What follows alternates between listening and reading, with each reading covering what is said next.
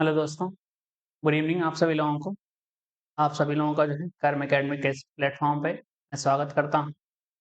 आज हम जो है आप लोगों के जो यूपीएससी और ग्रुप डी की जो है प्रैक्टिस सीरीज़ चल रही है सुपर 20 की, उसी की अगली क्लास देखेंगे, ठीक है? आज 20वीं है। कल जो आप लोगों की क्लास नहीं हो पाई थी मौसम की वजह से, ठीक है? क्योंकि मौसम जो है कल काफ़ी ख़राब था। तो आइए हम जो है अगली सीरीज़ देखते हैं, ठीक है ना? अगली क्लास देखते हैं इसकी, ठीक है? आज की क्लास का पहला सवाल देखिए बोला गया है कि एक पूर्णांक n दिया गया है, कह रहा है कि 6n + 3 और कह रहा है कि पावर दो यानी इसका स्क्वायर करना है। कह रहा है कि इसको 9 से भाग करें तो शेषफल कितना होगा? देखिए संख्या क्या बोली गई आपकी? बोला गया है कि एक संख्या आपकी है 6n + 3 स्क्वायर, ठीक है ना? देखिए संख्या 6n + 3 का स्क्वायर कह रहा है कि इसको अगर हम भाग लगाएँ किससे 9 से तो रिमाइंडर क्या होगा आपका? शेषफल क्या होगा? तो देखिए आप जो भी शर्त ये है कि n क्या है आपका पूर्णांक है, n क्या है इंटीजर, ठीक है ना? गिनती वाली संख्या जैसे 1 हो गया, 2 हो गया, 0 भी हो गया, ठीक है? ठीक है? तो जैसे देखिए n का मान जैसे आप 0 रखेंगे तो पूरा 0 बनेगा और ये बन जाएगा 3n 3 का स्क्वायर तो 9 का मल्टीपल हो गया, 3 का स्क्वायर बनेगा 9 या 9 से कटेगा आपका रिमाइंडर क्या बनेगा 0 बनेगा। अगर आप यहाँ 1 रखते हैं 0 पे क्या आ गया आपका, ठीक है ना 9 बन गया। 1 रखेंगे तो ये बनेगा 6, 6 + 3 कितना 9, 9 का स्क्वायर भी क्या होगा 9 का मल्टीपल दिखेगा तभी कटेगा, ठीक है ना। अगर आप 2 रखते हैं तो भी क्या बनेगा 6 दूना 12 3 15 और 15 का स्क्वायर बनेगा और 15 में क्या है 3 है यानी 15 गुणे 15 है यानी 3 गुणे 3 क्या बनेगा 9 का मल्टीपल बन जाएगा। ठीक है? तो आप देखेंगे हर बार ये 9 से क्या होगा कटेगा यानी हर बार रिमाइंडर क्या दिखेगा आपको 0 दिख जाएगा। हर बार ये रिमाइंडर क्या बनेगा आपका 0 बन जाएगा क्योंकि हर बार ये क्या होगा 9 का मल्टीपल दिखेगा। आप ऐसे भी कर सकते हैं। फिर ये कह रहे हैं कि 6n + 3 का स्क्वायर है। तो ये संख्या बने क्या? 36n प्लस स्क्वायर बनेगा ये, ठीक है ना? 36n स्क्वायर प्लस ये दिखेगा आपको 2ab यानी 6 दूना 12 3 कितना होगा 36n। आप देखेंगे इन सभी में क्या है 9 है। इन सभी में क्या है 9, ये भी 9 से कटा, ये भी 9 से कटा, ये भी क्या होगा 9 से कटेगा तो रिमाइंडर क्या दिखेगा आपको 0 दिख जाएगा। ठीक है? रिमाइंडर क्या दिख जाएगा 0। तो आप ऐसे भी कर सकते हैं, आप यहाँ से सीधा भी कर सकते हैं। रिमाइंडर आपका क्या दिख जाएगा 0। आइए अगला सवाल करते हैं हम लोग। कह रहे कि दो संख्याओं का एलसीएम कह रहा है कि 168 है। आपने दो संख्या लेनी है जिसका एलसीएम कितना बताया गया, कह रहा है कि 168। उनका मौसा दिया गया, कह रहा है कि एचसीएफ है कितना 12 है। यदि संख्याओं का अंतर कह रहा है कि 60 है तो संख्याओं का योगफल क्या है ये बताना आपको। ठीक है? आपको बताया गया है कि एचसीएफ है कितना 12 है, तो आपको पता है कि अगर एचसीएफ 12 है तो पहली संख्या और दूसरी संख्या दोनों क्या बनेगी आपकी। देखिए पहली संख्या बनी कितनी आपकी 12 है, दूसरी क्या बनेगी 12 बी। तो कह रहे हैं कि इनका अंतर जो है कितना है आपका 60 है। तो आप कह सकते हैं कि 12 कॉमन लें तो a माइनस बी क्या दिखेगा आपको 5 दिखेगा, ठीक है ना। a माइनस बी क्या दिखेगा 5। अब देखिए सवाल में बोला गया है, ठीक है, कह रहे हैं कि आपकी दो संख्याएं हैं 12a और 12b, तो आपका एलसीएम क्या दिखेगा 12 दोनों में कॉमन है और ए बी क्या है को प्राइम है तो इनका एलसीएम क्या बनेगा गुणा हो जाएगा इसका। और कह रहे कि है कितना एलसीएम 168 168 है तो ए बी का जो मान है वो कितना दिखेगा 12 कम 12 12 चौक 48, ठीक है। यहाँ पे कह रहे हैं कि दो को प्राइम है जिसका अंतर कितना है 5 है और यहाँ पे कह रहे हैं कि दो नंबर्स हैं ये को प्राइम है इनका डिफरेंस गुणा क्या है 14 है। तो आप कह सकते हैं 14 होने के लिए तो एक गुणे क्या चाहिए 14 होने चाहिए या तो दो गुणे क्या चाहिए 7 चाहिए। तो आप देखेंगे दोनों के दोनों क्या है को प्राइम है इसमें और डिफरेंस भी कितना आपका है 5 है। इसका मतलब एक का मान क्या लेना पड़ेगा आपको 7 और एक का क्या लेना पड़ेगा आपको 2 लेना पड़ेगा। आप कह रहे हैं कि योगफल क्या है, तो योगफल भी तो ये होगा आपका, योगफल क्या दिखेगा आपको योग निकालना है तो पूरी संख्या निकालने से कोई मतलब नहीं। पहली संख्या क्या आपकी 12 है, दूसरी क्या है आपकी 12 बी, तो 12 कॉमन है और a प्लस बी दिखेगा यहाँ पे यानी 12 और a प्लस बी का मान कितना है बताइए 7 और 2 कितना हो जाएगा 9, 12 में कितना दिखेगा 108 आपका। ये दोनों संख्याओं का योगफल क्या हो जाएगा 108। पूछता अगर पहली संख्या कौन सी है दोनों में से एक संख्या पूछता तो 12 गुणे क्या करते हैं, एक का मान 7 12 7 84, और यहाँ पूछता कि 12 दूना क्या हो जाएगा 24 आपका।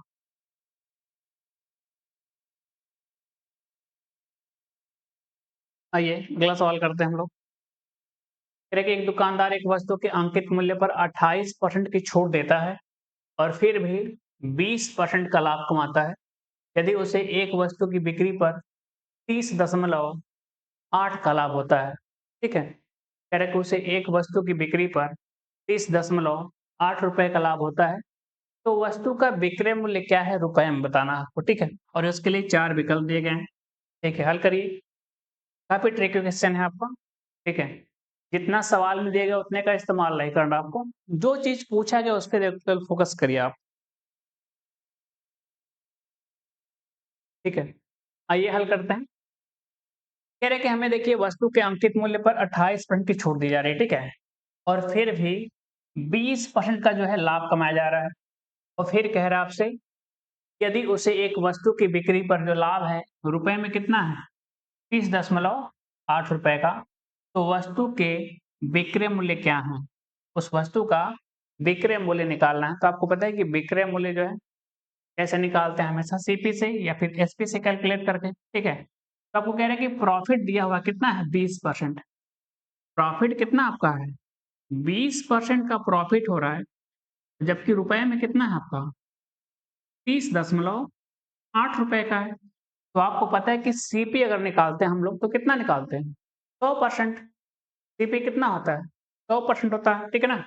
अगर हमको सीपी चाहिए होता तो क्या निकालते, 100%। लेकिन आपसे सीपी नहीं यानी क्रय मूल्य नहीं पूछा है, क्या पूछ लिया, विक्रय मूल्य पूछा है। तो आपको पता है कि सीपी कितना है, 100% है, और जितने का प्रॉफिट है उसको 100 में जोड़ देंगे, तो 20 का लाभ था कितना हो जाएगा, 120% आपका हो जाएगा। ये हो जाएगा विक्रय मूल्य एसपी आपका। तो 20 का कितने गुना, 6 गुना, तो ये भी कितने गुना कर दीजिए, 6 गुना, 6 गुणे 30 18 यानी 180, 6 बटे 48 यानी 408, यानी देखिएगा 184.8 रुपए। ये हो जाएगा आपका विक्रय मूल्य 184.8 रुपए आपका। उम्मीद करता हूँ आप लोगों को समझ में आया होगा, ठीक है। काफी आसान सवाल है तो। आइए अगला सवाल करते हैं हम लोग। कह रहे हैं कि यदि एक समबाहुभुज के आंतरिक कोणों का योगफल कह रहे हैं कि 1260 है, तो इस समबाहुभुज के बाहरी कोण और आंतरिक कोण के बीच का अंतर क्या है पूछ लिया है, ठीक है। आइए, आपको जो है पॉलीगन के बारे में कुछ पता होना चाहिए। जैसे आपको अगर इंटीरियर एंगल के बारे में निकालना, ठीक है।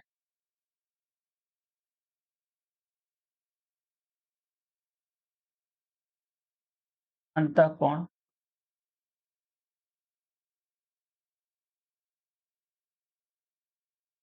ये होता है आपका n-2 इंटू 180 बाई n, ठीक है ना। अगर सभी अंतःकोणों का योगफल, आप देखिए इसी को ऐसे भी लिखा जाता है 2n-4 इंटू 90 बाई n, ठीक है ना। हमने दो क्या किया इसी में से अंदर मल्टीप्लाई कर लिया, ठीक है ना। तो आप देखेंगे ये दोनों एक ही बात है।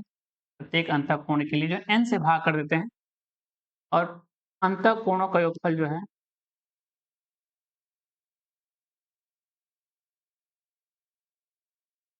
योग, ये निकालने के लिए जो है आप केवल n से हटा देंगे, ये देखिएगा n-2 इंटू 180, या इसी को कह सकते हैं कि 2n-4 इंटू कितना 90 डिग्री, ठीक है ना। ये एक ही बात है आपका। और देखेंगे प्रत्येक बाह्य कोण का अगर मान निकालना हो, प्रत्येक बाह्य कोण का अगर मान चाहिए आपको, तो क्या करिए आप 360 में क्या करिए, n से भाग करिए, यानी जो भी भुजाओं की संख्या उस समबाहुभुज में, ठीक है। एक चीज और आपको पता होनी चाहिए कि एक्सटीरियर को और अगर इंटीरियर को अगर हम जोड़ दें, ठीक है ना, यानी बाह्य प्लस अंतः को जोड़ दें, तो कितना होना चाहिए 180 आपका, कितना होना चाहिए आपका 180 डिग्री। ये जो है कुछ खास बातें जो आपको पॉलीगन के बारे में पता होनी चाहिए, ठीक है। तो आइए हल करते हैं। कह रहे कि यदि समबाहुभुज के आंतरिक कोणों का योगफल कितना है 1260 है, योगफल बोला है, यानी हमें कौन सा फॉर्मूला लगाना है, ये वाला, चाहे इसमें से ये वाला लगा सकते हैं, ठीक है ना। और कह रहे कि इस बहुभुज के एक बाहरी कोण और एक आंतरिक कोण के बीच का अंतर क्या होगा, ठीक है। तो आप निकालेंगे इसको कोणों का योगफल से, आप कह सकते हैं कि n-2 इंटू 180 इक्वल टू कितना है, ठीक है, एक एक जीरो 18 7 कितना 7 बार, यानी n-2 बराबर कितना है 7 है, तो कह सकते हैं कि n का मान है कितना 9 है। यानी भुजाएं कितनी हैं उस सम पॉलीगन में, उस समबाहुभुज में कितनी भुजाएं हैं, 9 भुजाएं हैं। तो अगर हमको y कोण चाहिए, y कोण चाहिए, प्रत्येक y कोण कितने का है, तो 360 में किससे भाग करिए 9 से, यानी कितना दिखेगा 40 डिग्री, ये तो y कोण हो गया। हमको चाहिए क्या, y कोण और आंतरिक कोण के बीच का अंतर चाहिए। तो आंतरिक कोण कैसे निकालेंगे, आपको पता है कि 180 माइनस क्या कर दीजिए y कोण, तो कितना दिखेगा आंतरिक कोण 140, और अंतर पूछ लिया है, तो 140 और 40 का अंतर क्या दिखेगा आपको 100 डिग्री, ये हो जाएगा बी वाला विकल्प, ठीक है। पॉलीगन के बारे में इतनी बातें आपको पता होनी चाहिए, तो इसको नोट कर लीजिएगा आप लोग, ठीक है।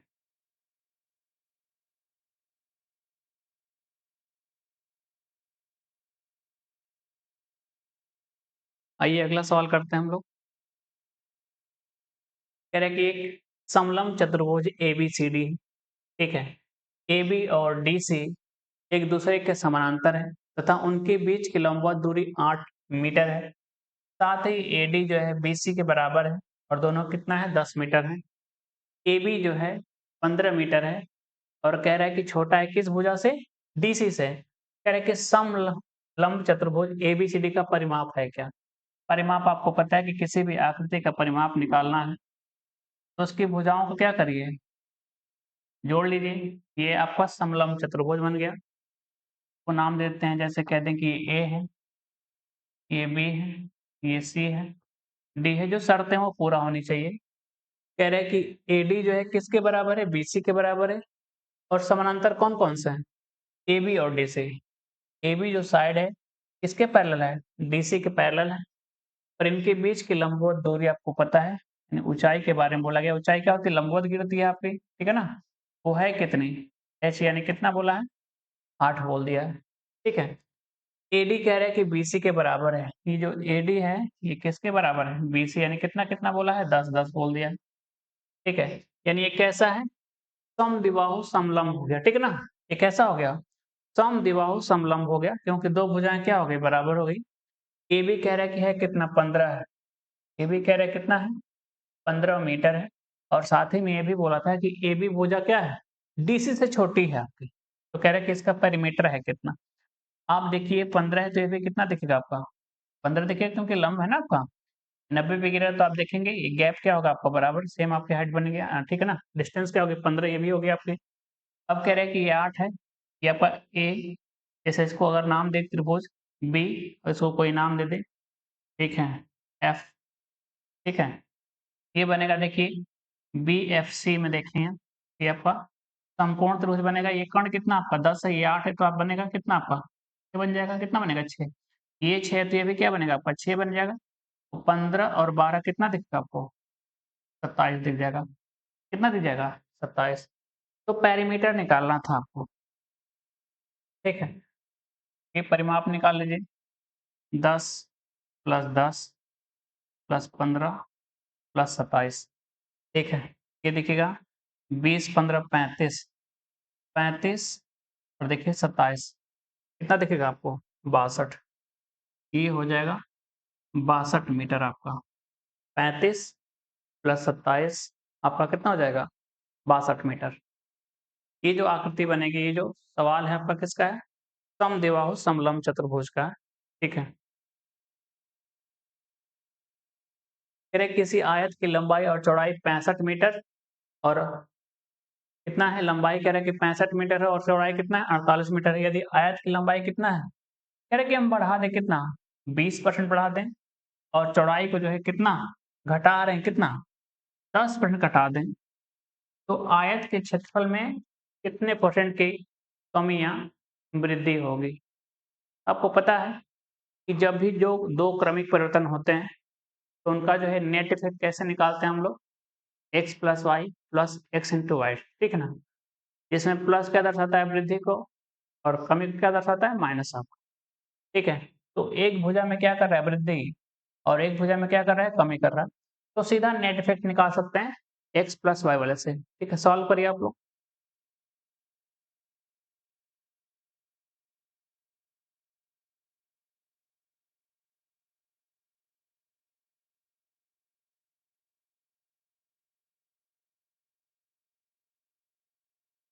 देखिए यही निकालते हैं, क्षेत्रफल में वृद्धि या कमी प्रतिशत, ठीक है?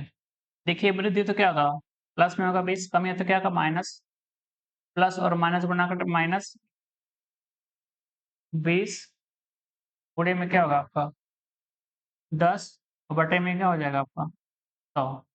हल करेंगे तो देखिएगा 20 माइनस देखिए 10 का माइनस और ये माइनस का 2 आपका कितना हो जाएगा माइनस का 12। तो क्या दिखेगा प्लस का 8। ये प्लस क्या दर्शाता है आपको वृद्धि दर्शाता है। क्या दर्शाता है? वृद्धि दर्शाता है, ठीक है ना? यानी क्षेत्रफल में कितने % की वृद्धि हो जाएगी? 8% की इंक्रीज़ बोला है, ठीक है ना? वृद्धि कितना हो जाएगा? 8% का आपका।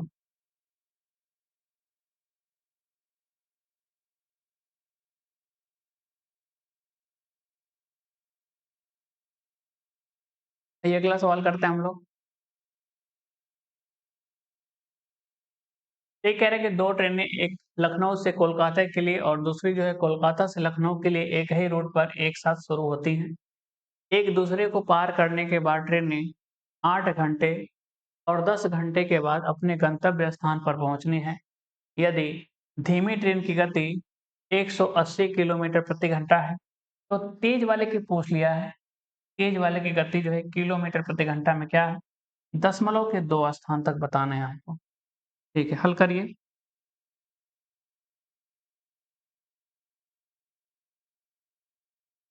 ये आपका फिक्स पैटर्न का सवाल है, जो आपके रेगुलर एग्ज़ाम में पूछे जाते हैं, ठीक है? तो आपको पता होना चाहिए कि कैसे हल होता है।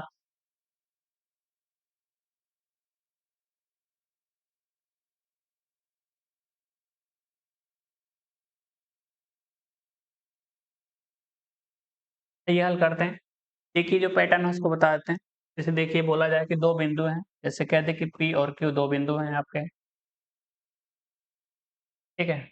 दोनों जो है एक ही समय से एक दूसरे की ओर जैसे कह दें कि A जो है बिंदु P से किधर जा रहा है? Q की ओर और B जो है बिंदु Q से किधर जा रहा है? P की ओर, ठीक है ना? B जो है बिंदु Q से किधर जा रहा है? P की ओर और दोनों एक ही समय पर निकलते हैं। रास्ते में कहीं देखिए मिलने के बाद, ठीक है ना? रास्ते में जो है कहीं मिलने के बाद अपने गंतव्य यानी ठीक है ना? मिलेगा कहीं ये A और B यहाँ कहीं मिलेंगे, ठीक है ना? ये मीटिंग पॉइंट है आपका। मिलने के बाद A किधर जाना था? Q की ओर, ठीक है? तो मान लेते हैं कि इसको जो है A1 समय लगा। कितना लगा? A1 समय लगा, ठीक है ना? इसको कहते हैं कितना? A1 समय लगा या A टाइम लगा आपका, ठीक है? मिलने के बाद B को जो है अपने गंतव्य स्थान तक पहुँचने में कितना टाइम मान लें कि BT टाइम लगा, टाइम ऑफ B है। मिलने के बाद का ये समय ध्यान रखेंगे, ठीक है? तो A की चाल A मान लेते हैं, B की चाल क्या है? S मान लेते हैं इसमें, ठीक है ना? तो जो चालों का अनुपात होता है, ये जो चालों का इनका अनुपात होता है, ये होता है व्युत्क्रम होता है किसका? मिलने के बाद इनके समय का। तो A की चाल ऊपर है, तो ऊपर B का टाइम लिखेंगे और B को मिलने के बाद अपने गंतव्य तक पहुँच कितना समय लगता है? BT बोला गया है और A का कितना आपका है? AT बोला गया है, ठीक है ना? ये फिक्स पैटर्न का सवाल है तो आपको पता होना चाहिए, मिलने के बाद वाला, ठीक है? आइए सवाल की तरफ बढ़ते हैं हम लोग। सवाल में क्या बोला गया? कह रहे हैं कि 2 ट्रेनें हैं, एक लखनऊ से कोलकाता के लिए निकलती है और दूसरी कोलकाता से लखनऊ के लिए निकलती है। एक ही रूट पर एक साथ शुरू होती है, ठीक है ना? एक ही रूट है और एक साथ शुरू होती है। एक दूसरे को पार करने के बाद ट्रेन क्रमशः, ठीक है ना? 8 घंटे और 10 घंटे के बाद अपने-अपने गंतव्य स्थान तक पहुँचती है। यदि धीमी ट्रेन की गति कितना है 180 है, तो कह रहे कि तेज वाले की चाल बताइए क्या है, ठीक है, तेज की चाल बताइए। तो आपको पता है, जैसे कह दें कि ये आपका जो है लखनऊ है और ये जो है कोलकाता है आपका। एक ट्रेन जो है निकलती है कहाँ से? लखनऊ से कोलकाता के लिए और दूसरी जो है कोलकाता से लखनऊ की निकलती है, ठीक है ना? इसमें से एक तेज है, जैसे कह दें कि ये कौन-सी? तेज ट्रेनें जो इधर बढ़ रही है और ये जो है कौन-सी है? धीमी है।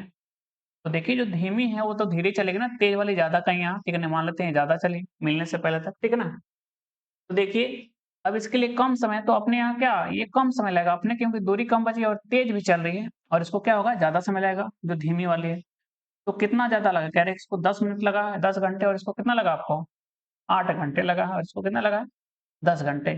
यानी तेज वाले के लिए यहाँ है और धीमे वाले के लिए यहाँ है। तो हम अगर कह दें कि तेज बटे क्या कह दें?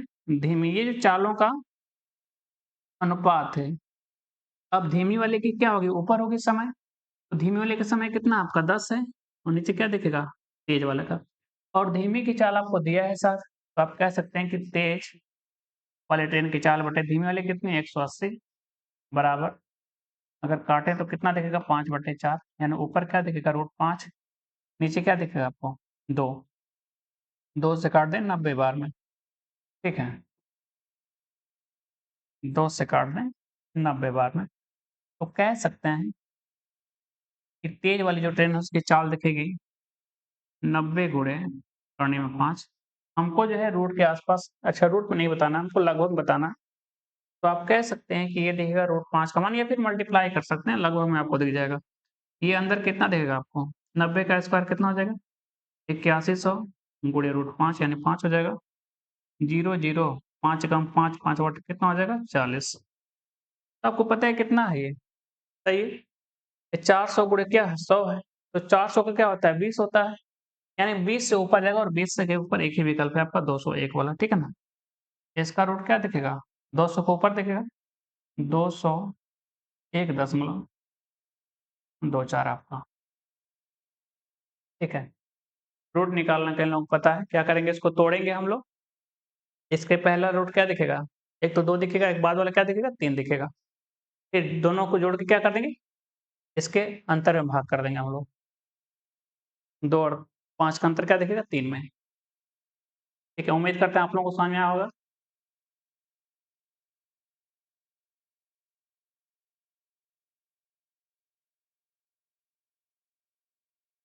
आइए अगला सवाल करते हैं हम लोग कह रहे कि पाइप ए और बी एक टैंक को क्रमशः 16 घंटे और 24 घंटे में भर सकते हैं और एक सी कह रहे कि खाली करने वाला पाइप है जो अकेले टैंक को x घंटे में खाली कर सकता है ये x का मान नहीं पता है ठीक है ना x घंटे में खाली कर सकता है इतना बोला गया तीनों पाइपों को एक साथ सुबह 9:30 बजे खोला गया जिसमें ए और बी भरने वाले पाइप और सी क्या था निकासी था लेकिन कह रहे कि सी को 12:30 बजे दोपहर को बंद कर दिया गया अगर टैंक उसी दिन शाम को 7:30 बजे क्या कर रहा है भर रहा है ठीक है ना उसी दिन क्या कर रहा है 7:30 बजे तक भर जा रहा है तो कह रहा है कि x का मान क्या है तो आप कह सकते हैं ए और बी की जो है अलग-अलग क्षमता दिया है तो समय दिया है तो निकाल सकते हैं कह रहा है कि ए जो है 16 घंटे में उस टंकी को भर रहा है और ये बी भर रहा है कितने में 24 में एलसीएम लेंगे यही कुल काम दिखेगा 48 48 काम करना है तो इसकी क्षमता दिखेगी 3 इसकी देखिए कितनी 2 अब सवाल में ये कह रहा है कि तीनों पाइपों को सुबह सुबह कितने बजे 9:30 बजे खोला गया ठीक है उसमें सी भी है ए प्लस बी भी होगा सी भी तो 9:30 बजे खोला गया फिर 12:30 बजे यानी 3 घंटे बाद जो है बंद कर दिया गया सी को तो 3 घंटे तो यहाँ चले ए प्लस बी ठीक है ना ए प्लस बी कितना चले आपके 3 घंटे यहाँ चले आपके ठीक है अब देखेंगे ये कितना चल रहा है आपका 12 से 7:30 यानी कितना 7 घंटे यहाँ चल रहा है ठीक है ये हो जाएगा 7 घंटे यहाँ यानी टोटल देखेंगे कि ए प्लस बी जो है कितना चल रहा है आपका 10 घंटे 9:30 बजे चले बीच में कहीं नहीं बंद हुए केवल सी बंद हुआ ना तो 10 घंटे चले हैं ये लोग ए और बी दोनों कितना चले हैं 10 घंटे। हम निकालेंगे कि ए प्लस बी का जो है 10 घंटे का काम है कितना, ठीक है ना? ये तो सुबह 9:30 बजे चले ना और चलने के बाद 12:30 बजे के उसी को बंद किया गया, यानी ए और बी अभी भी चालू है और उनको बंद किया गया 7:30 बजे जो है टंकी भरने के बाद, यानी 10 घंटे टोटल काम किया इन्होंने, ठीक है? तो आप देखेंगे इस 10 घंटे में कह रहे हैं कि 1 घंटे का काम दोनों का कितना है 5 है, यानी कितना हो जाएगा आपका 10 घंटे का 50 काम, जबकि काम है कितना आपका 48 काम है ना, तो जितना काम हो उतना ही तो करेंगे, टोटल ज़्यादा काम हुआ इसका मतलब जो है कितना एक्स्ट्रा काम हुआ है 2, एक्स्ट्रा कितना काम हुआ है आपका? बताइए 2 यूनिट। ये इसलिए है क्योंकि हमको निकासी वाले पाइप का 3 घंटे का काम यहाँ दिया गया है, 9:30 से कितना 12:30 ये निकाले करें कितना 2 निकालेगा इसका मतलब। तो सी जो है इसकी क्षमता निकालेंगे, 2 यूनिट निकालता है कितने में 3 घंटे में, तो क्षमता निकल गई। क्षमता कैसे निकालते हैं, ऊपर लिखते हैं काम और नीचे क्या लिखते हैं समय। ये देखिए काम है सी का, कितना एक्स्ट्रा काम बचा है देखिए 50 काम है, जबकि भरना कितना था 48 का, मतलब 2 जो है कौन खाली कर रहा होगा सी खाली कर रहा होगा, ठीक है ना 3 घंटे में। तो इसकी क्षमता निकल गई आपकी सी की। ये 2 घंटे में कितना खाली कर रहा था 3 घंटे में कितना खाली कर रहा था 2, तो क्षमता हो गई आपकी प्रति घंटे की 2/3। अब कह रहे हैं कि तो एक्स का मान क्या है, एक्स क्या है अकेले टंकी को खाली करने का समय है, तो निकालेंगे सी का टाइम निकालेंगे, अकेले जब खाली करेगा तो खाली कितना करना है आपको 48, और हमको समय कैसे निकालना होता है, कुल काम में क्षमता से भाग कर देते हैं। तो काम है 48, तो उसकी क्षमता कितना निकाला आपने 2/3, तो 3 जाएगा ऊपर, 2 से भाग करेंगे 24, यानी देखिएगा 24 गुणे 3 आपका, तो कितना हो जाएगा 72 घंटे का, कितना हो जाएगा आपका 72 घंटे। यानी जो निकासी पाइप आपका सी है इसको टोटल जो है 72 घंटे लगेंगे, ठीक है, अगर अकेले काम करेगा तो भारी हुई टंकी को खाली करने में।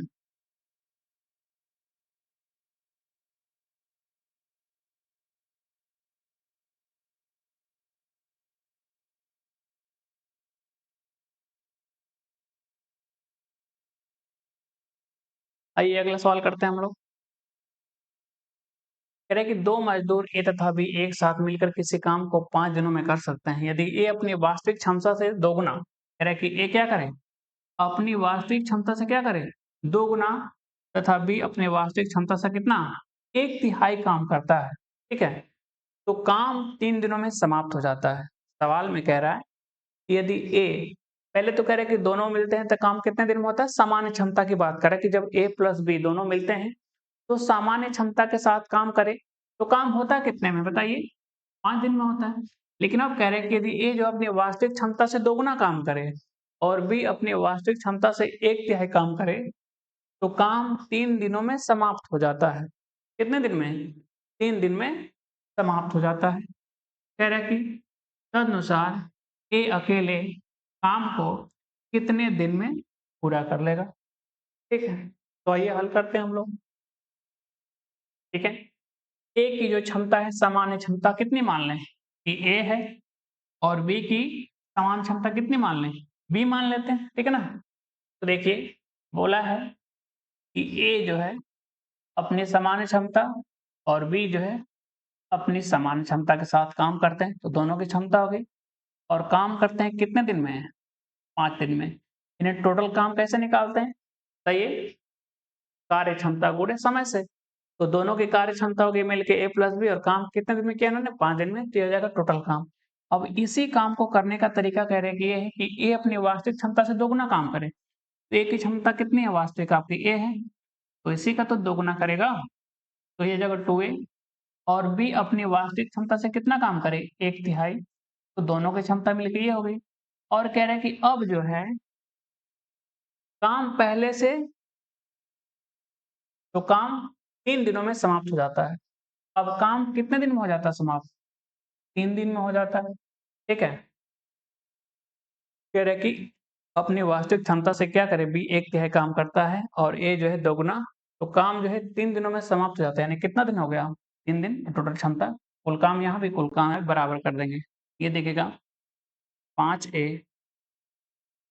प्लस 5b बराबर आपको दिखा 3 की गुणा करते हैं, 6A प्लस आपको B दिखेगा।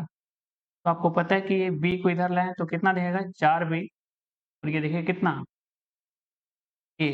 तो अगर हम A से B का रेशियो देखना चाहें कार का, कार्य क्षमता का, तो देखिए कितना कितना दिखेगा आपको? ये दिखेगा 4 से 1 आपको। यानी सवाल में कह रहा है कि A की क्षमता कितनी है? अगर 4 है, तो B की कितनी है? 1 है। तो अब कह रहे हैं कि A अकेले उस कार्य को कितने दिन में पूरा कर लेगा? A अकेले उस कार्य को कितने दिन में पूरा कर लेगा? देखिए दोनों की क्षमता मिलके कितनी है? 5 और काम कितने दिन में? 5 दिन में। अब हमको केवल A से काम करना है यानी कि A की क्षमता कितनी है? 4 और A का टाइम निकाल लेते हैं। तो A का टाइम कितना दिखेगा आपको? 25/4 4 छके 24 1 बज गया और 4 ये सही 1/4 दिन आपका बी वाला विकल्प। ठीक है, काफ़ी अच्छा कॉन्सेप्चुअल सवाल है आपका। ये सभी जो है प्रीवियस ईयर के पूछे गए सवाल हैं, तो आप जो है इनका अभ्यास करते रहिए, ठीक है?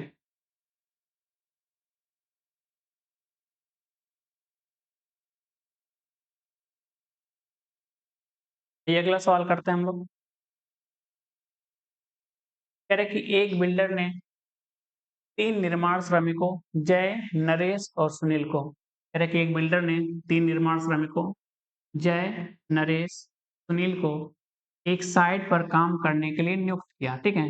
वे क्रमशः कार्य को करने के लिए कह रहे हैं कि जय कितना लेता है 20 दिन, नरेश कितना 30 दिन और सुनील कितना 60 दिन अकेले-अकेले लेते हैं। यदि काम को एक-एक दिन छोड़कर किया जाए, ठीक है ना? काम को कह रहा है कि एक-एक दिन, शर्त ये है कि काम को एक-एक दिन छोड़ के करें। कौन? काम की शुरुआत कौन करे? जय करे और एक-एक दिन छोड़कर नरेश और सुनील क्या करें उसकी मदद करें, ठीक है? पहले तो काम एक-एक दिन हो रहा है यानी पहले दिन कौन करेगा? कह रहा है कि जय कह रहा है, करेगा और अगले दिन कौन करेगा? जय भी करेगा और नरेश भी करेगा, सुनील भी। क्यों कह रहा है कि एक-एक दिन यानी अगले दिन कह रहा है कौन करेगा? सुरेश और नरेश और कौन? सुनील उसकी जय की मदद कर रहे हैं। तो सबसे पहले कार्य क्षमता निकालते हैं सभी की। आइए, कह रहा है कि देखिए जय है आपका, जय लिख देते हैं। इसकी क्षमता कितनी है? 20 की है। फिर बोला गया है नरेश है आपका, इसकी क्षमता कितनी है आपकी? 30 की है। और फिर बोला गया सुनील है, इसकी क्षमता 60 की है। ठीक है, ये दिखेगा कितना आपको? 60। ये हो जाएगा 20 तिया 60 क्षमता 3 की, 30 दूना 60 क्षमता 2 की और ये हो जाएगा 1 की क्षमता। ठीक है? ये हो जाएगा 1 की क्षमता। कह रहे कि जय जो है अगर 20 दिन में करता है 60 काम तो 1 दिन में कितना करेगा? 3। उस तरीके से नरेश का हो जाएगा 2 की क्षमता 1 दिन का और सुरेश का कितना हो जाएगा? 1 की क्षमता। अब कह रहे हैं कि देखिए कार्य की शुरुआत कौन कर रहा है बताइए? जय कर रहा है। यानी पहले दिन कौन करेगा? जय करेगा। अब दूसरे दिन कौन करेगा? जय की मदद करने कौन आ रहा है? नरेश और सुनील। फिर तीसरे दिन कौन करेगा? अकेले जय करेगा। ठीक है? फिर अगले दिन चौथे दिन कौन आएगा? फिर जय आएगा। इसकी मदद करेंगे नरेश और इस तरीके से काम हो रहा है। तो आप देखेंगे इन 2 दिनों में, ठीक है? इन 2 दिनों में सभी लोगों का काम शामिल हो जा रहा है। तो लिखेंगे जय का पहले दिन का काम, फिर जय प्लस नरेश प्लस सुनील। ये जो है टोटल कितने दिन का काम है? ये 2 दिन सभी का मिला के हो जाएगा। क्योंकि पहले दिन कौन है? केवल जय है। दूसरे दिन में तीनों हैं।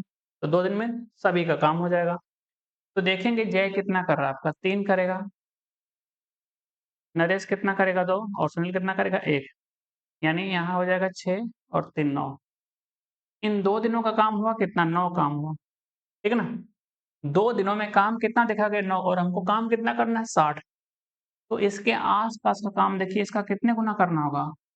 तो ये 9 छक्के 54। 6 गुना करेंगे काम तो 54 दिन लगेंगे। ठीक है ना? काम कितना हो जाएगा आपका?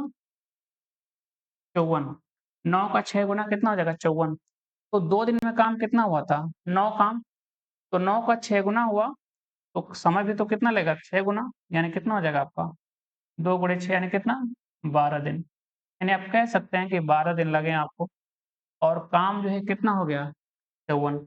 जो शर्त है उस पे आते हैं। जो काम की शुरुआत करेगा, आपको बताया कि जो भी काम की शुरुआत करता है वो हमेशा विषम दिनों पे आता है, ठीक है ना? और जो दूसरे दिन उसके बाद में आता है, वो हमेशा सम दिनों पे काम करते हैं। वो जो ग्रुप है हमेशा कब आएगा? सम दिनों पे। जैसे दूसरा दिन हो गया, चौथा दिन हो गया, छठवां दिन हो गया, आठवां दिन हो गया, इस तरीके से, ठीक है? और जो भी काम की शुरुआत करेगा वो हमेशा विषम दिनों पे आता है। जैसे पहला दिन हो गया, तीसरा दिन हो गया, पाँचवां दिन हो गया, सातवां दिन हो गया, इस तरीके से, ठीक है? अब देखिए 12 दिन का काम हो गया, अब 13वें दिन कौन काम करेगा? जो काम की शुरुआत किया था, कौन? जय। तो 13वें दिन की अगर हम बात करें, 13वें दिन की अगर हम बात करें, तो काम कौन करेगा? जय करेगा आपका, ठीक है? और जय जो है 1 दिन में काम कितना करता है? 3। कितना करेगा? 3 यूनिट। तो टोटल कितना काम कितना हो जाएगा? 54 यहाँ हुआ है, 3 यहाँ, यानी कितना हो जाएगा? 57 यूनिट। अभी भी काम रह गया आपका कितना? 3, क्योंकि 60 काम है। अब देखेंगे 14वें दिन अब कौन-कौन काम करेगा? जय की मदद करेंगे नरेश और सुनील। तो ये 1 दिन में करते हैं कितना आपका? 3-3 6 काम करते हैं। लेकिन काम बचा कितना है? बताइए? तो इसका समय निकालेंगे कि समय कितना लगेगा? काम बचा है मात्र 3 और इसकी क्षमता कितनी है? 2, यानी कितना लगेगा? मात्र 1/2 दिन। तो कह सकते हैं यहाँ 13 दिन ये लगा और 14वां दिन पूरा नहीं लग रहा है, इसका कितना दिन? मात्र आधा दिन लग रहा है। यानी कह सकते हैं कि कुल जो समय है आपका कितना है? 13 दिन यहाँ लगा है और आधा दिन यहाँ। 13 सही 1/2 दिन, जो कि कौन-सा विकल्प है? बी वाला।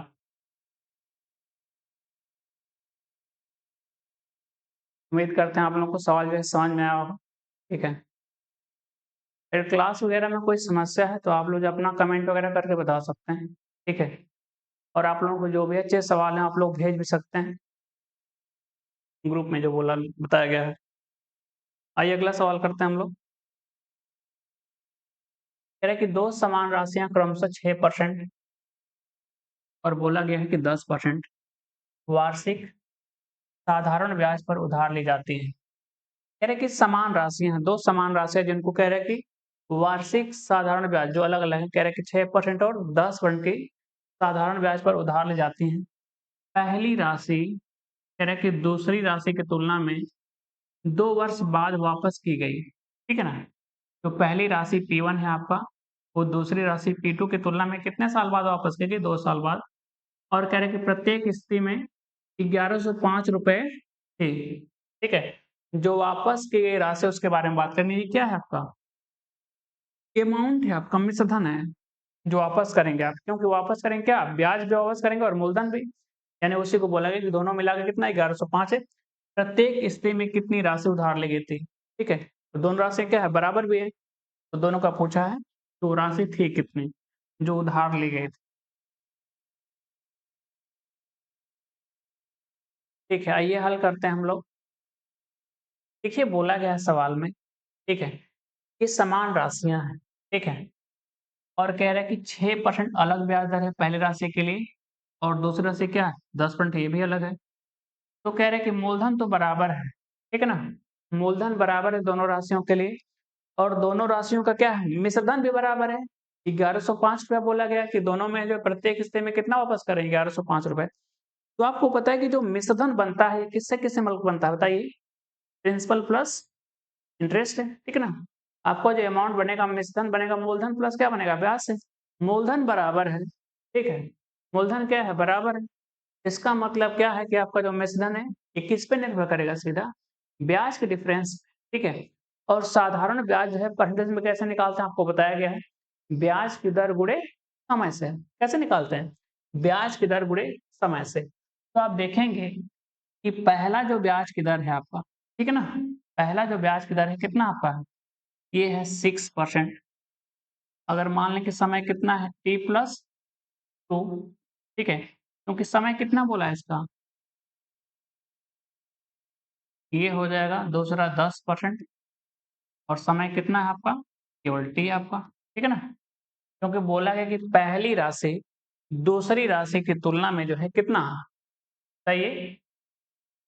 कितने समय बाद? 2 समय बाद यानी 2 वर्ष बाद है वापस की गई, ठीक है? हमने कहा कि प्रिंसिपल दोनों के लिए बराबर है, अमाउंट भी दोनों के लिए क्या है? बराबर है। इसका मतलब मिश्र धन किस पे निर्भर करता है? प्रिंसिपल प्लस ब्याज पे। इसका मतलब दोनों का क्या हो जाएगा? ब्याज भी तो बराबर होगा ना। दोनों राशियों का मूलधन भी बराबर है, दोनों राशियों का मिश्र धन भी बराबर है। इसका मतलब क्या हो गया? ब्याज भी तो बराबर होगा दोनों राशियों का। वही ब्याज निकाल रहे हैं। कैसे निकालते हैं हम लोग? एसआई जो है परसेंटेज, यानी साधारण ब्याज परसेंटेज में कैसे निकालते हैं? आर परसेंट इंटू टी से। ठीक है, तो पहले राशि के लिए ब्याज दर कितना है? 6%। और इसका टाइम देखेंगे, दूसरे राशि पे कितना आपका? 10%। और कह रहे हैं कि यहाँ पे अगर टाइम कितना मान लें कि टी है, तो पहली राशि बोला है कि 2 वर्ष बाद, यानी 2 वर्ष और समय लिया जा रहा है इसके लिए। ठीक है ना, तो आप देखेंगे t+2 हो जाएगा। परसेंटेज से क्या हो गया? परसेंटेज कटा आपका 2 से काट दें इसको 3 बार में, ये हो जाएगा 3t+2, ये हो जाएगा 5t। हल करेंगे, 3t+6, तो 2t का मान क्या दिखेगा? 6। तो t क्या दिखेगा आपको? 3 वर्ष दिखेगा। t क्या दिखेगा? 3 वर्ष। ठीक है, तो आप कह सकते हैं कि आपसे पूछा गया है, प्रिंसिपल पूछ लिया ना आपसे, प्रत्येक हिस्से में कितनी राशि ली गई थी उधार, यानी प्रिंसिपल की बात कर रहा है। तो आपको पता है कि 3 साल के लिए है। ठीक है, तो आप देखेंगे प्रिंसिपल होता है कितना? 100%। कितना होता है आपका? 100%। 100% प्रिंसिपल प्लस क्या कर दें? एसआई जोड़ें तो क्या हो जाएगा? अमाउंट मिलेगा। और आप देखिए 3 साल का ब्याज है। ठीक है, टी का मान कितना है? 3 है। तो आप देखेंगे, अगर दूसरी धनराशि को देखें तो 10% ब्याज की दर से कितना है? 3 साल, यानी कितना हो जाएगा? 30% यहाँ मिलेगा आपको ब्याज। और कह रहे हैं कि दोनों मिलाने पे कितना होना चाहिए मिश्र धन? 1105 रुपये आपका। वो करेंगे कि परसेंटेज में कितना दिखेगा मिश्र धन? 130%। तो ये जगह 1105 रुपये काटेंगे 13 से, तो दिखेगा 10% आपका। 13 × 104, यानी कितना देगा? 6। 13×5 = 65, 50 रुपया। तो आपको पता है कि प्रिंसिपल यानी कितना होता है आपका? 100%। अभी तो ऊपर लिखा आपने, यानी 10 गुना, तो ये भी कितना हो जाएगा? 10 गुना, यानी कितना हो जाएगा? 850 रुपये आपका। ये हो जाएगा 850 रुपये आपका। ठीक है, नोट करिए आप लोग।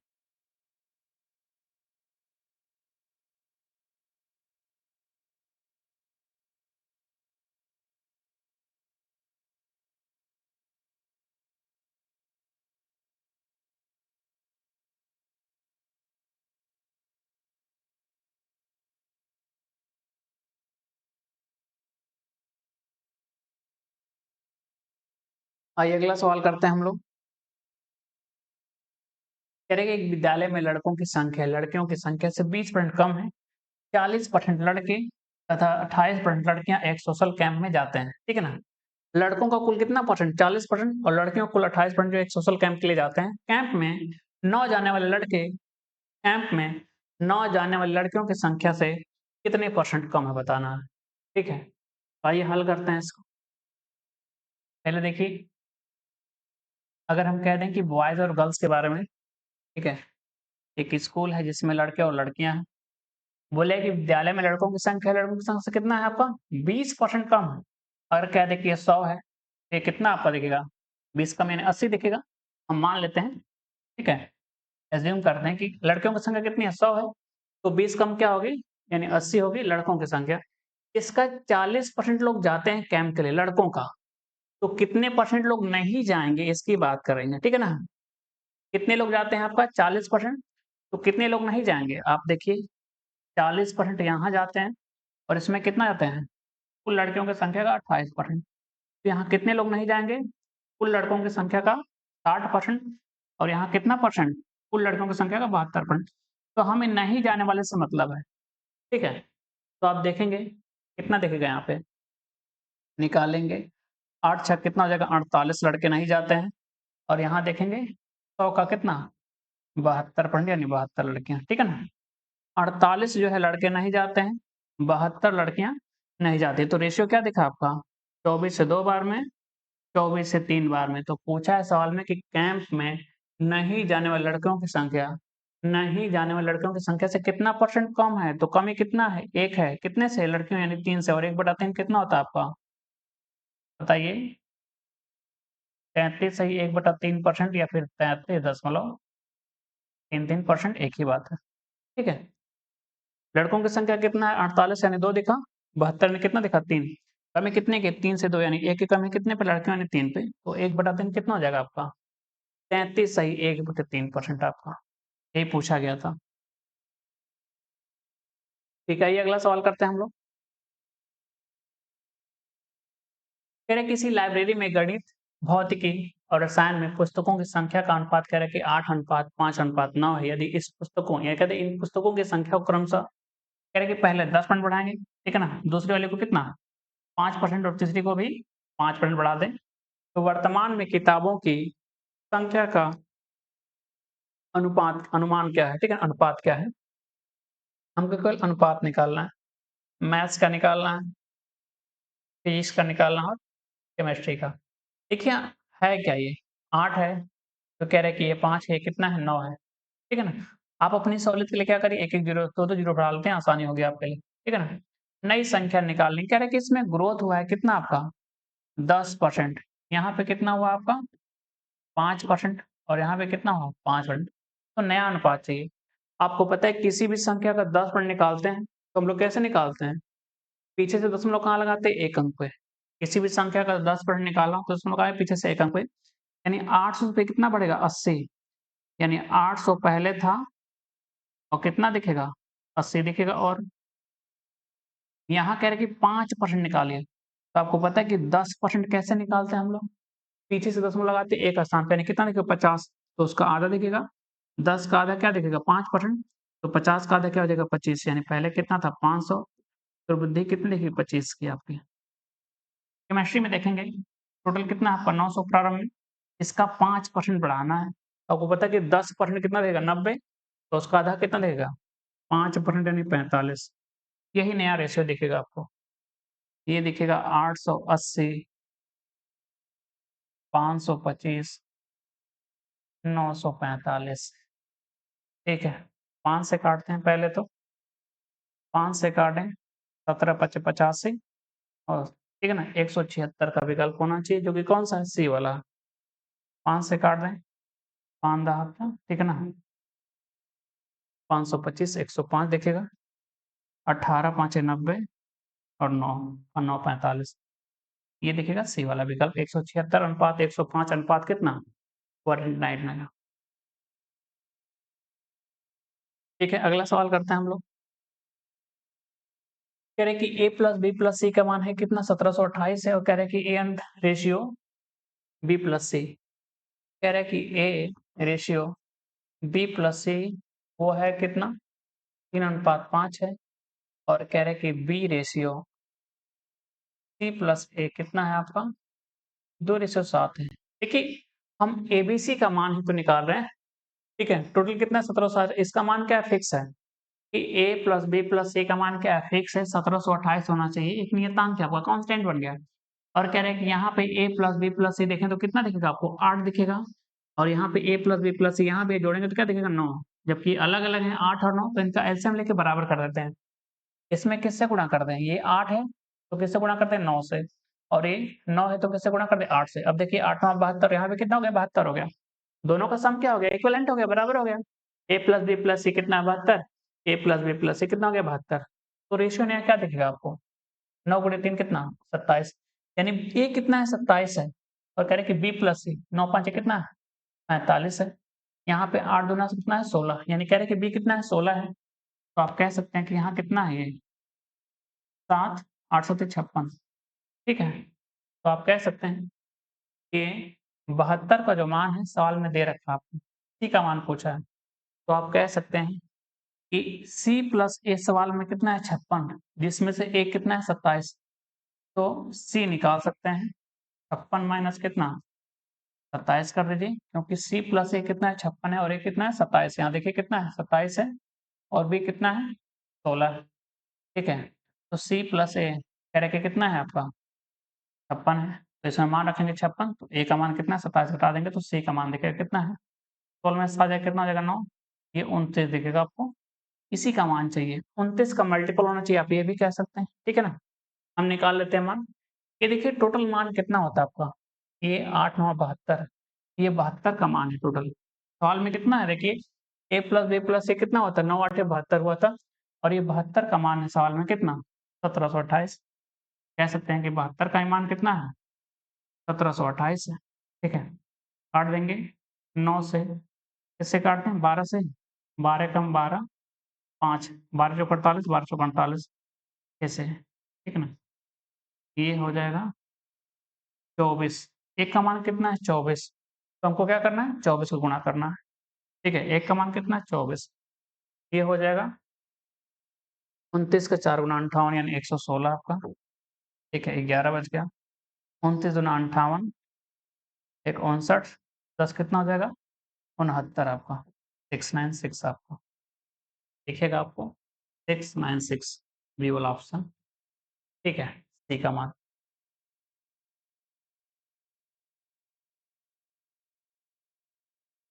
आइए अगला सवाल करते हैं हम लोग। कह रहे कि राम अपने पेट्रोल में 20% केरोसिन मिलाकर पूरे मिश्रण को पेट्रोल की कीमत पर बेचता है। यदि केरोसिन का क्रय मूल्य पेट्रोल के क्रय मूल्य का 40% है, ठीक है ना? कह रहे कि केरोसिन का जो क्रय मूल्य है पेट्रोल के कुल क्रय मूल्य कितना है? 40% है, तो कह रहे कुल कितने परसेंट का लाभ हुआ? तो लाभ होने के लिए देखिए कि उसकी लागत मूल्य क्या है और कितने में बेच रहा है, बस इतना ही तो चाहिए आपको। अगर हम मान लें कि जो पेट्रोल है 1 लीटर कितने का मिलता है? क्या देखिएगा 10 रुपए का मिलता है, ठीक है? ठीक है, तो केरोसिन जो है 1 लीटर कितने का मिलेगा? इसका 40% यानी कितने का मिलेगा? 4 रुपए का मिलेगा, ठीक है? तो आइए हल करते हैं। अगर हम कह रहे हैं कि 10 लीटर क्या करता है? पेट्रोल लेता है, तो 10 गुणे 10 क्या हो जाएगा? 100 की लागत हो गई। कितने की हो गई? 100 की लागत हो गई। लेकिन कह रहा है कि ठीक है, लेकिन कह रहा है सवाल में कि उसमें मिलाता है क्या? बताइए, 20%। क्या मिलाता है? 20% क्या करता है वो? मिलाता है, यानी 10 का कितना? 20% यानी 2 लीटर क्या करता है उसमें? केरोसिन मिलाता है, और केरोसिन की लागत है कितनी बताइए? ये हो जाएगा 4 रुपए। तो टोटल लागत ये दिखेगी आपको। कह सकते हैं कि 10 लीटर क्या लिया पेट्रोल, उस 10 का कितना 20% यानी 2 क्या मिलाया? 2 लीटर मिलाया केरोसिन, और केरोसिन की लागत कितनी है? 40% यानी 10 का 40 कितना होगा? 4 रुपए। ये टोटल लागत है। लेकिन बेचेगा तो क्या बता के बेचेगा कि हम ये क्या शुद्ध पेट्रोल बेच रहे हैं। तो टोटल लाख की क्वांटिटी कितनी होगी? 10 और 2 12 की हो गई, और उसको बेचेगा पेट्रोल की कीमत यानी कितनी है आपकी? 10 रुपए के हिसाब से। ठीक है, हमने माना कि 10 लीटर क्या है? पेट्रोल है, तो 10 का कितना परसेंट? 20% केरोसिन मिलाया गया यानी कितना? 2 लीटर। ये निकलेगा यहाँ से टोटल क्या? पेट्रोल की कीमत और एक केरोसिन की। 100 और 8 कितना हो जाएगा? 108, और बेचेगा किस पे? टोटल पेट्रोल बताकर, यानी कितना? 120। किससे काट रहे हैं? 12 नमा 108, 12 दाम 120 यानी 9 का सामान कितने बेच रहा है? 10 पे। तो प्रॉफिट कितने का? 1 का कितने पे? 9 पे, यानी कितना? 11.11 कह सकते हैं। प्रॉफिट कितना दिखेगा आपको? 11 सही 1/9% या फिर 11 दशमलव कितना देगा? 11% आपका। आइए अगला सवाल करते हैं हम लोग।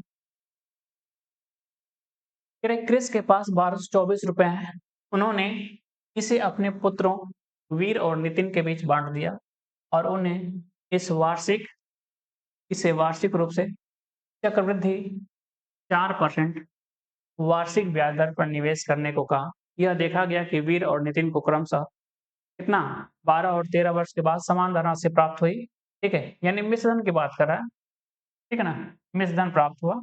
तो क्रिस ने नितिन को कितनी राशि धनराशि दी? ठीक है, आपको पता है कि जब भी किसी निश्चित समय बाद 2 लोगों को बराबर राशि मिलती है मिश्रधन, तो हम जो है उन राशियों का अनुपात यानी P1 और P2 का अनुपात कैसे निकालते हैं? 1 + R/100, और उन दोनों के निवेशित समय का अंतर लेते हैं।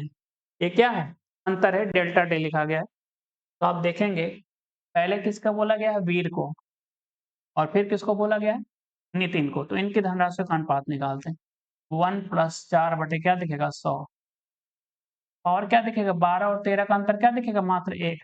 ये हो जाएगा 4 से काटेंगे 25 और 1 26 बटे कितना? 25। तो टोटल कितना दिखा? कह रहे कि वीर को कितना दिया जा रहा है? 26, तो नितिन को कितना दे रहे हैं हम? बताइए। ठीक है, वीर के पास ज़्यादा समय है ना, 12 है, इसको कम राशि मिलेगी। नितिन को क्या होगा, इसको 13 वर्ष बाद मिल रही है, ठीक है, 13 वर्ष बाद, यानी जिसके पास देखिए समय कम है, उसको ज़्यादा राशि देनी पड़ेगी। इसको जो है 13 वर्ष के लिए दिया रहा है, यानी इसको कम राशि यानी सही है। वीर का ये है ऊपर वाला और ये कितना है, तो आप देखेंगे 25 और 26 मिलकर कितना हो जाएगा 51। टोटल राशि कितना है 51, जबकि सवाल में कह रहे कितना है 1224 है। कितना है 1224 है, नीचे लिख देते हैं हम। ये टोटल योग कितना दिखा आपको, सही है 51, जबकि सवाल में कह रहे कि 1200 कितना है 24 रुपए। 12 से काट दें 24, 24 से काट दे रहे, 24 से कम 24, 24 5 120 और 2 कितना हो जाएगा 22, यानी एक का मान क्या दिखा सवाल में 24 रुपए। तो पूछा है किसका बताइए, क्रिस नितिन, नितिन का पूछा है ये वाला, नितिन का पूछा है।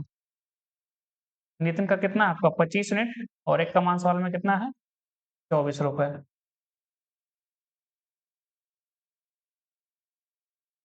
24 रुपए, 25 का 100, 25 दूना 50 और 10 60, यानी 600 रुपए।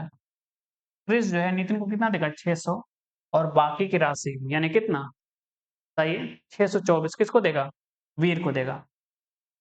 ठीक है, ध्यान रखेंगे अनुपात निकालते वक्त कि जिसके पास समय क्या होगा कम, यानी जिसकी राशि कम समय के लिए निवेश की जाएगी उसको ज्यादा धनराशि देनी पड़ेगी, और जिसकी राशि जो है ज्यादा समय के लिए ब्याज पर लेगी उसको जो है कम धनराशि दिया जाएगा।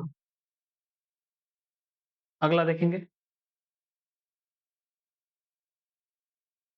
एक बंद बॉक्स की आंतरिक लंबाई चौड़ाई और ऊंचाई बोला गया है क्रमशः 10 सेंटीमीटर 8 सेंटीमीटर और कितना है 6 सेंटीमीटर है।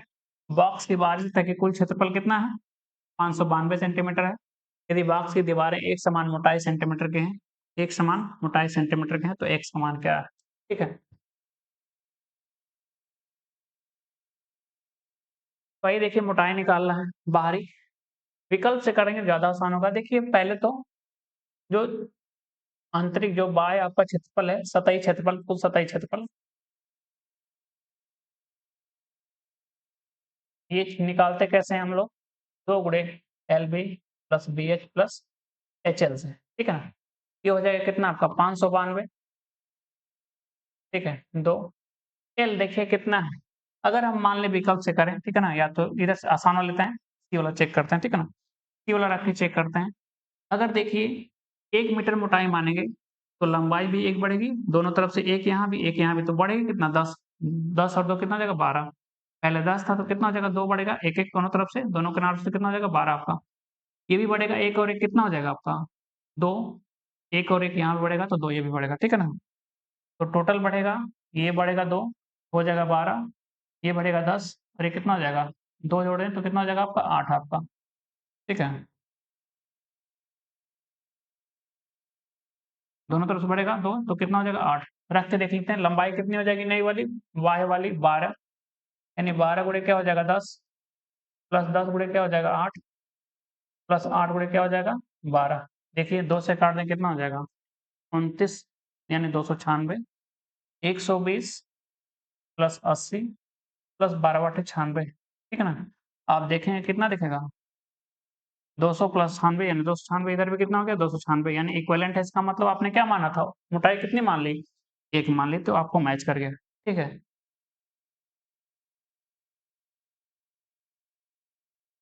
आप चाहें तो x मान के कर सकते हैं, ये 10 प्लस क्या हो जाएगा x दोनों तरफ से बढ़ेगा, x प्लस यहाँ भी x, लंबाई में दोनों तरफ से दोनों छोर से तो 2x बढ़ेगा, ध्यान रखना, ठीक है।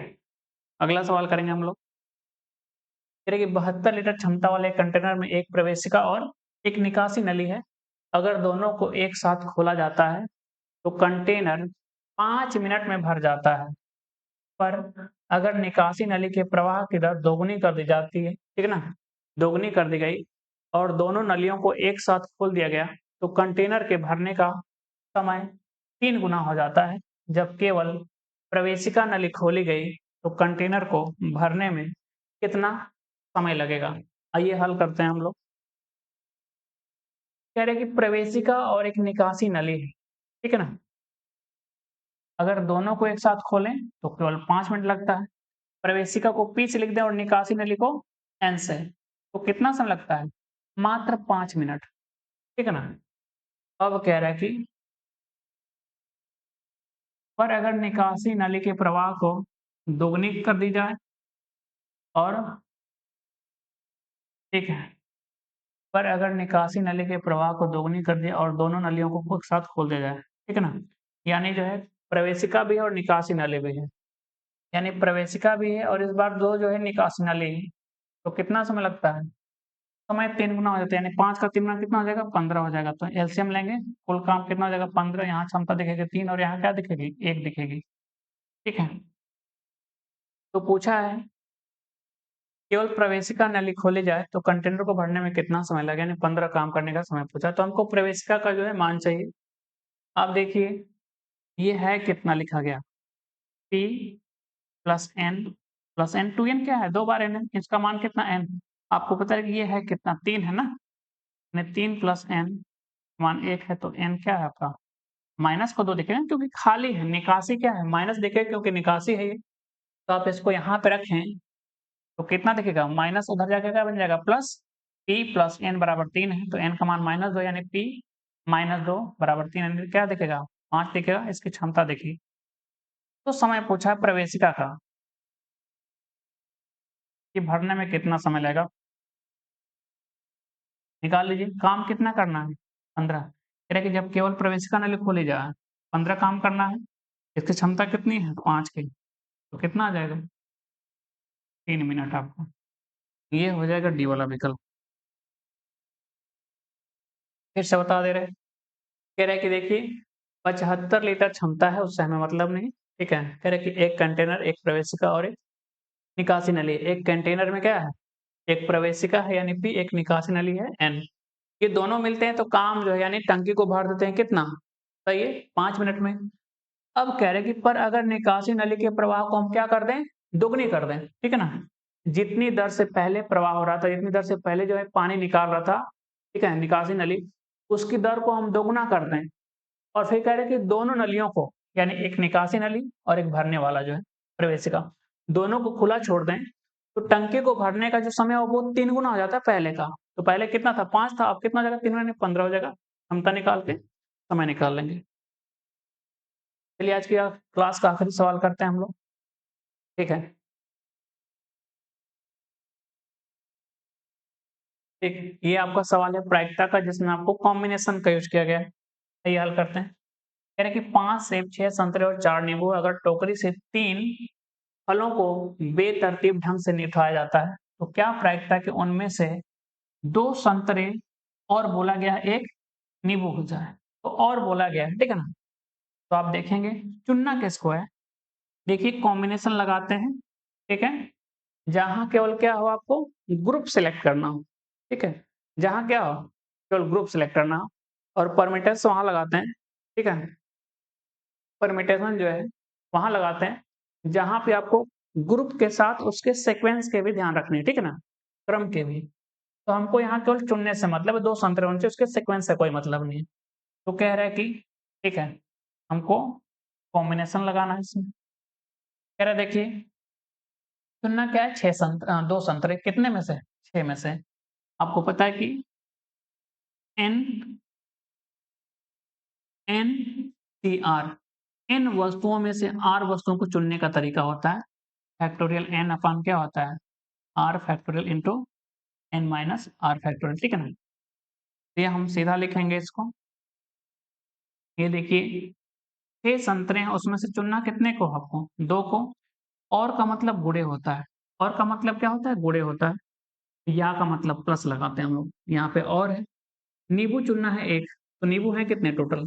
n का मान 4 नींबू है और उसमें चुनना 1 को है। नीचे लिखेंगे टोटल 5 सेब है, किसमें से चुनना है टोटल?